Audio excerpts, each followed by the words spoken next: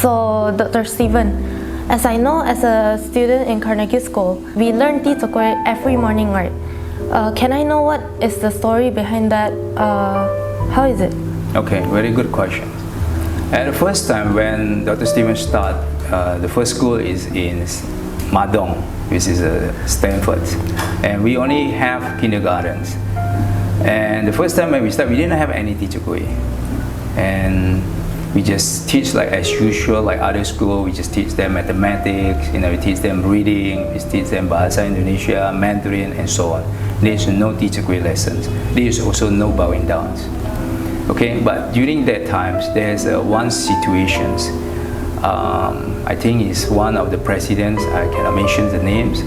She want to increase the gasoline price, and demonstrators are going to take over airport, which is a very serious moment that times, and everybody was so scared. I remember that time when I hear the news, I was standing outside the gate because I know there will be a lot of parents will come and fetch their kids, and which is what I found out is true. When I saw the parents, I greet them, selamat pagi books, they even didn't see me. Okay, because that time in their minds, they are so worried, they are so panicked, is they want to get into the school, just want to take their kid and run away. Okay, so one by one parents come, I was standing in there and nobody saw me. Seems like I was like a stone or I was like a shadow in there. We have teachers, but I found out they are also so scared. And they come one by one, came to me and say, sir, can I go home, sorry, because I hear there's gonna be big demonstrations, gonna be big riot like this, they are all panicked.